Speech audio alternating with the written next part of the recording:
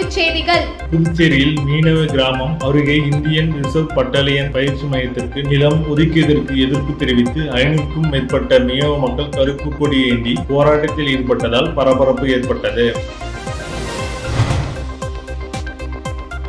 புதுவையைச் சேர்ந்த 3 பேரிடம் நூதன முறையில் ரூபாய் 2.42 லட்சம் மோசடியில் ஈடுபட்ட மர்ம நபர்கள் குறித்து போலீசார் விசாரித்து வருகின்றனர். புதுச்சேரியில் போக்குவரத்து காவலருக்கு கொலை மிரட்டல் விடுத்த பிரபல ரவுடியை போலீசார் கைது செய்தனர். புதுச்சேரியில் மீனவ கிராமம் அருகே இந்தியன் ரிசர்வ் பட்டாலியன் பயிற்சி மையத்திற்கு நிலம் ஒதுக்கியதற்கு எதிர்ப்பு தெரிவித்து 500க்கும் மேற்பட்ட மீனவ மக்கள் கருப்பு கொடி ஏந்தி போராட்டத்தில் ஈடுபட்டதால் பரபரப்பு ஏற்பட்டது. புதுச்சேரி மாநிலம் ஏம்பலம் தொகுதிக்குட்பட்ட நரம்பை மீனவ கிராமம் அருகே இந்தியன் ரிசர்வ் பட்டாலியன் பயிற்சி மையம் கடந்த 2003ஆம் ஆண்டு 88 ஏக்கர் நிலம் ஒதுக்கப்பட்டது. இதற்கு அப்பகுதி மக்கள் கடும் எதிர்ப்பு தெரிவித்து பல கட்ட போராட்டங்கள் ஈடுபட்டதை தொடர்ந்து தற்காலிகம் அந்த திட்டம் கைவிடப்பட்டது. இந்த நிலையில் மீண்டும் அந்த பகுதியில் பயிற்சி மையம் கட்டுவதற்கு ஆய்வு செய்ய காவல்துறை உயர் அதிகாரிகள் அங்கு வருவதாக இன்று தகவல் வெளியானதை தொடர்ந்து அப்பகுதியைச் சேர்ந்த 500க்கும் மேற்பட்ட மீனவ மக்கள் ஒன்று திரண்டு கருப்பு கொடியுடன் போராட்டத்தில் ஈடுபட்டனர். தகவல் அறிந்த போராட்ட காலத்திற்கு வந்த தொகுதி என்ஆர் காங்கிரஸ் எம்எல்ஏ லட்சுமிகாந்தனை மீனவ மக்கள் சூழ்ந்து கொண்டு கடும் வாக்குவாதத்தில் ஈடுபட்டதால் பரபரப்பு ஏற்பட்டது. மேலும் அப்பகுதியில் பயிற்சி மையம் கொண்டு வந்தால் மீனவர்களின் சுதந்திரம் பறிக்கப்படும் என்றும் போலீசாரின் கட்டுப்பாட்டில் கிராமம் வர வாய்ப்புள்ளதால் அப்பகுதியில் போலீஸ் பயிற்சி மையம் கட்ட அனுமதிக்க கூடாது என வலியுறுத்தி மத்திய மாநில அரசுகளை கண்டித்து கண்டன கோஷங்களை எழுப்பினர். இதனால் அப்பகுதியில் 50க்கும் மேற்பட்ட போலீசார் பாதுகாப்பு பணியில் ஈடுபட்டனர். மீனவர்களின் திடீர் போராட்டத்தால் அப்பகுதியில் பதற்றமான சூழல் நிலவுகிறது.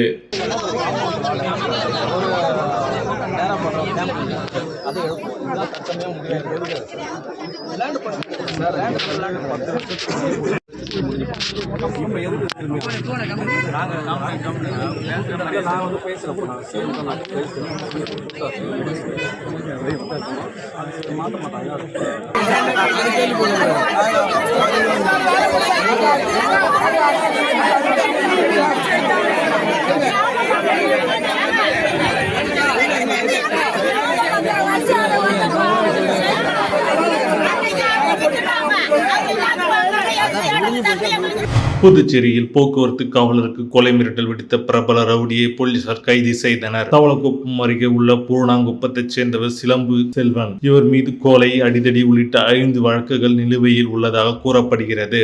இவர் கடந்த செப்டம்பர் 9ஆம் தேதி முருங்கப்பாக்கம் சந்திப்பில் பைக்கில் சென்றபோது அவ்வழியே வந்த முதியவர் மீது மோதிவிட்டு நிற்காமல் சென்றதாக கூறப்படுகிறது. இதை பார்த்த புதுச்சேரி கிழக்கு பிரிவு போக்குவரத்து காவலர் அருண் விரைந்து சென்று சிலம்பு செல்வனின் பைக்கை நிறுத்தியுள்ளார். இதனால் ஆத்திரமடைந்த அவர் காவலருக்கு கொலை மிரட்டல் விடுத்துள்ளார். இது குறித்த புகாரின் பேரில் முதலியார்பேட்டை போலீசார் வழக்கு பதிந்து சிலம்பு செல்வனை கைது செய்தனர்.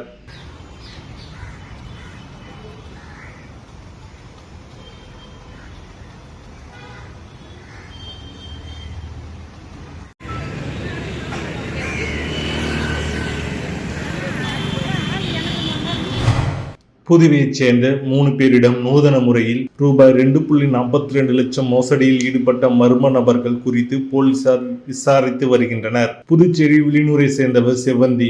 இவரிடம் டெலிகிராம் செயலி மூலம் அறிமுகமான நபர் பங்கு சந்தை மூலம் அதிகம் லாபம் கிடைக்கும் என ஆசை வார்த்தை கூறியதை நம்பி மர்ம நபர் கூறியபடி பல தவணைகளில் 1.50 லட்சத்தை முதலீடு செய்து செவ்வந்தி ஏமாந்தார். இதேபோல புதுச்சேரியை சேர்ந்தவர் சக்தி சக்கரவர்த்தி. இவரை கைபேசி மூலம் தொடர்பு கொண்ட பெண் அவரை மிரட்டி 17,000 மோசடி செய்துள்ளார். அதேபோல் காரைக்கால் நெடுங்காடு பகுதியை சேர்ந்தவர் இலக்கியா என்பவரிடம் பகுதி நேர வேலை இருப்பதாக கூறி மர்ம நபர் ரூபாய் 75,000 மோசடி செய்தாராம். மூவரின் புகாரின் பேரில் சைபர் கிரைம் போலீசார் வழக்கு பதிவு செய்து விசாரணை மேற்கொண்டு வருகின்றனர். புதுவையில் பேரிடர் காலத்தில் மீட்பு பணியில் ஈடுபட்டோருக்கான சாதனங்கள் முதல்வர் ரங்கசாமி வழங்கினார். புதுவையில் மழை வெள்ளம் போன்ற பேரிடர் காலங்களில் மீட்பு மற்றும் நிவாரண பணிகளில் தன்னார்வலர்கள் ஈடுபட்டு வருகின்றனர். அதன்படி புதுச்சேரி வருவாய் மற்றும் பேரிடர் மேலாண் துறை சார்பில் ஆப்தமித்ரா என்னும் பேரிடர் கால நண்பன் திட்டம் செயல்படுத்தப்பட்டு வருகிறது. அந்த திட்டத்தில் 500 தன்னார்வலர்களுக்கு பயிற்சி அளிக்கப்பட்டுள்ளது. பயிற்சி பெற்ற தன்னார்வலர்கள் பேரிடர் காலத்தில் மீட்பு மற்றும் நிவாரண பணிகளில் ஈடுபட ஈடுபட உள்ளனர். அவர்களுக்கான மீட்பு சாதனங்கள் உள்ளிட்டவை வழங்கும் நிகழ்ச்சி புதுச்சேரி சட்டப்பேரவை வளாகத்தில் உள்ள முதல்வரின் அறையில் நடைபெற்றது. நிகழ்ச்சியில் பங்கேற்ற முதல்வர் ரங்கசாமி புதுவையைச் சேர்ந்த தன்னார்வலர்களுக்கு தலா 15 சாதனங்கள் அடங்கிய உபகரண பையை வழங்கினார். பிராந்தி வாரியாக புதுச்சேரியில் 215 பேர், காரைக்காலில் 100 பேர், ஏனாமில் 50 பேர், மாகே பகுதியைச் சேர்ந்த 135 பேருக்கு பைகள் வழங்கப்பட்டன.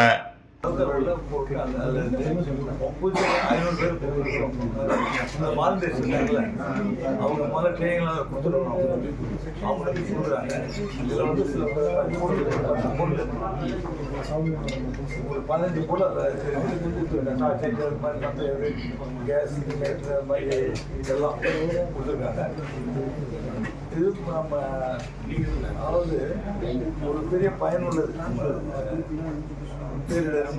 மழை காலத்துல மாதிரி மகாகவி பாரதியாரின் நினைவு தினத்தை ஒட்டி பாரதி பூங்காவில் அமைந்துள்ள அவரது சிலைக்கு கவர்னர் கைலாஷ்நாதன், முதலமைச்சர் ரங்கசாமி, சபாநாயகர், அமைச்சர்கள் மற்றும் சட்டமன்ற உறுப்பினர்கள் மாலை அணிவித்து மரியாதை செலுத்தினார்கள். மகாகவி சுப்பிரமணிய பாரதியாரின் நினைவினால் புதுச்சேரி அரசு சார்பில் இன்று அனுசரிக்கப்பட்டது. இதனையொட்டி பாரதி பூங்காவில் அமைந்த அவரது திருவுருவ சிலைக்கு துணைநிலை ஆளுநர் முதலமைச்சர் ரங்கசாமி, சட்டப்பேரவைத் தலைவர் செல்வம், அமைச்சர்கள் லட்சுமி நாராயணன், திருமுருகன், சட்டப்பேரவை துணைத் தலைவர் ராஜவேலு, அரசு கொறடா AKD ஆறுமுகம் மற்றும் சட்டமன்ற உறுப்பினர்கள் KSP ரமேஷ், ராமலிங்கம் ஆகியோர் மாலை அணிவித்து மரியாதை செலுத்தினர்.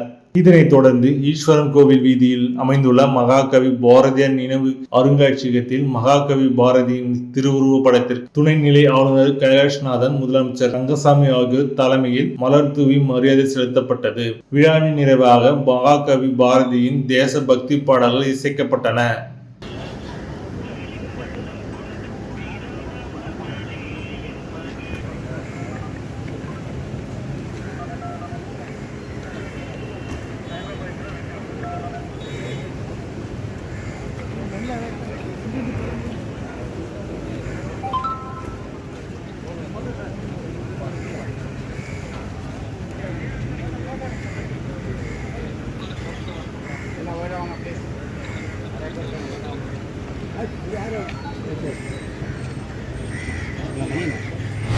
உயர் அதிகாரிகள் வாடகை கார்களை பயன்படுத்தி ஆண்டுக்கு பல கோடி ரூபாய் மக்கள் வரி பணத்தை விரயம் செய்து வரும் விவகாரத்தில் துணைநிலை ஆளுநர் தலையிட்டு தடுக்க வேண்டும் என்று பாஜக முன்னாள் மாநில தலைவர் சாமிநாதன் வலியுறுத்தியுள்ளார்.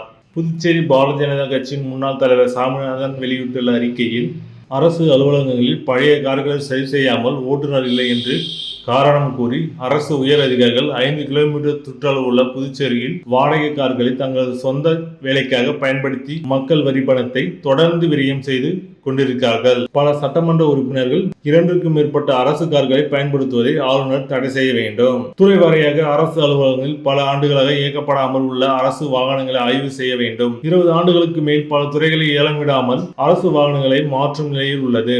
உடனடியாக அதனை ஏலமிட நடவடிக்கை எடுக்க வேண்டும். இதில் என்று காரணம் காட்டும் அரசு நிதி சிக்கனத்தை கையாள தவறிவிட்டது. இது தொடர்பாக ஆளுநர் நடவடிக்கை எடுக்க வேண்டும் என குறிப்பிடப்பட்டுள்ளது. அகில இந்திய ரியல் எஸ்டேட் கூட்டமைப்பின் புதுவை மாநில பொறுப்பாளர்கள் மற்றும் உறுப்பினர்கள் ஆலோசனை கூட்டம் நடைபெற்றது. அகில இந்திய ரியல் எஸ்டேட் கூட்டமைப்பின் புதுவை மாநில பொறுப்பாளர்கள் மற்றும் உறுப்பினர்கள் ஆலோசனை கூட்டம் தனியார் ஹோட்டலில் நடைபெற்றது. புதுவை மாநில தலைவர் அன்பரசு தலைமையில் நடைபெற்ற நிகழ்ச்சியில் தேசிய தலைவர் டாக்டர் ஹன்ரிஸ் சிறப்பு விருந்தினராக கலந்து கொண்டு உரையாற்றினார். மேலும் இந்த கூட்டத்தில் சட்டமன்ற உறுப்பினர்கள் வைத்தியநாதன், நேரு, ஜான்குமார், பேராசிரியர் ராமதாஸ், முன்னாள் MLA சக்தி சேகர் மற்றும் ரியல் எஸ்டேட் தொழிலதிபர்கள் பலர் கலந்து கொண்டனர். இந்த கூட்டத்தில் நிறைவேற்றப்பட்ட பல்வேறு தீர்மானங்களுடன் முதல்வர் ரங்கசாமியை சந்தித்து நிர்வாகிகள் வழங்கி நடவடிக்கை எடுக்குமாறு கோரிக்கை விடுத்தனர்.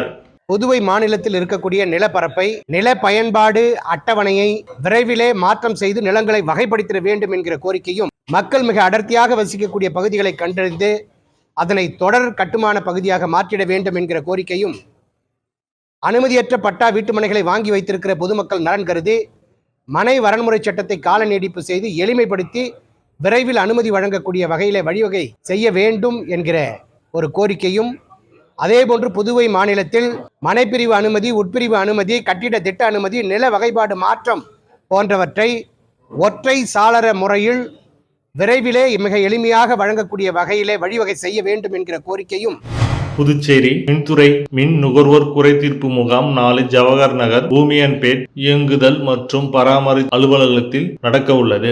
மின்துறை செயற்பொறியாளர் ஸ்ரீதர் வெளியிட்ட செய்திக்குறிப்பில், புதுச்சேரி மின்துறை மின் நுகர்வோர் குறைதீர்ப்பு முகாம் நாளை காலை 10:30 மணியிலிருந்து பகல் 12:30 மணி வரை ரெட்டியார்பாளையம் ஜவஹர் நகர் 2வது குறுக்கு தெருவில் உள்ள பூமியன்பேட்டை இயங்குதல் மற்றும் பராமரித்தல் அலுவலகத்தில் நடக்க உள்ளது. இளநிலை பொறியாளர் அலுவலகத்திற்கு உட்பட்ட மின் நுகர்வோர் குறைதீர்ப்பு கூட்டத்தில் கலந்து கொண்டு மின்பட்டியல், குறைந்த மின்னழுத்தம், மின் மானிய குறைபாடு, தெருவிளக்கு மற்றும் மின் நுகர்வோர் தொடர்புடைய குறைகளை தெரிவித்து நிவர்த்தி செய்து கொள்ளும்படி கேட்டுக் கொள்ளப்படுகிறது. உருளியன்பேட்டை தொகுதிக்குட்பட்ட மரமலை அடிகள் சாலை முதல் திருவள்ளுவர் சாலை வரை ரூபாய் 62 லட்சம் மதிப்பிலான புதிய சிமெண்ட் சாலை அமைக்கும் பணியினை தொகுதி எம்எல்ஏ நேரு பூஜை செய்து தொடங்கி வைத்தார். புதுச்சேரி அரசு ஆதிதிராவிட நலத்துறை மூலம் உருளியன்பேட்டை தொகுதிக்குட்பட்ட மரமலை அடிகள் சாலை முதல் திருவள்ளுவர் சாலை வரை ரூபாய் 62 லட்சம் மதிப்பில் புதிய சிமெண்ட் சாலை அமைக்கும் பணியின் துவக்க விழா இன்று நடைபெற்றது. இதில் தொகுதி சட்டமன்ற உறுப்பினர் நேரு கலந்து கொண்டு பூமி பூஜை செய்து பணியினை தொடங்கி வைத்தார். மேலும் விரைந்து பணிகளை முடிக்குமாறு அதிகாரிகளை வலியுறுத்தினார். இந்த நிகழ்ச்சியில் ஆதிதிராவிட நலத்துறை அதிகாரிகள், நகராட்சி அதிகாரிகள் மற்றும் மனிதநேய மக்கள் சேவை மைய நிர்வாகிகள் உட்பட பகுதி மக்கள் திரளாக கலந்து கொண்டனர்.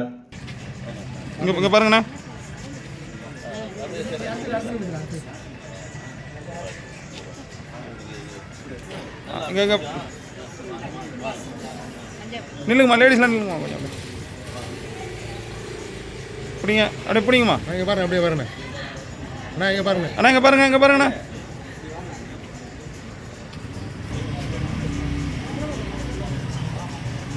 இங்கே பாருங்க. உப்பளம் பகுதியில் நாளை 2 மணி நேரம் குடிநீர் விநியோகம் நிறுத்தப்படும் என அறிவிக்கப்பட்டுள்ளது. பொதுப்பணித்துறை பொது சுகாதார கோட்டம் செயற்பொறியாளர் வெளியிட்டுள்ள செய்திக்குறிப்பில், புதுச்சேரி உப்பளம் கீழ்நிலை நீர்த்தேக்க தொட்டியில் பராமரிப்பு பணி மேற்கொள்ள இருப்பதால் நாளை மதியம் 12 மணி முதல் பகல் 2 மணி வரை உப்பாலம், வம்பக்கீரபாளையம், நேதாஜி நகர், வாரணாப்பேட்டை, கோலஸ் நகர், அவை நகர் மற்றும் அதனை சார்ந்த பகுதிகளில் குடிநீர் விநியோகம் தடைபடும் என குறிப்பிடப்பட்டுள்ளது. மீண்டும் இன்றைய தலைப்புச் செய்திகள். புதுச்சேரியில் மீனவ கிராமம் அருகே இந்தியன் ரிசர்வ் பட்டாலியன் பயிற்சி மையத்திற்கு நிலம் ஒதுக்கியதற்கு எதிர்ப்பு தெரிவித்து 500க்கும் மேற்பட்ட மீனவ மக்கள் கருப்பு கொடி ஏந்தி போராட்டத்தில் ஈடுபட்டதால் பரபரப்பு ஏற்பட்டது. புதுவையைச் சேர்ந்த 3 பேரிடம் நூதன முறையில் ரூபாய் 2.42 லட்சம் மோசடியில் ஈடுபட்ட மர்ம நபர்கள் குறித்து போலீசார் விசாரித்து வருகின்றனர். புதுச்சேரியில் போக்குவரத்து காவலருக்கு கொலை மிரட்டல் விடுத்த பிரபல ரவுடியை போலீசார் கைது செய்தனர். இத்துடன் செய்திகள் நிறைவடைந்தன. வணக்கம்.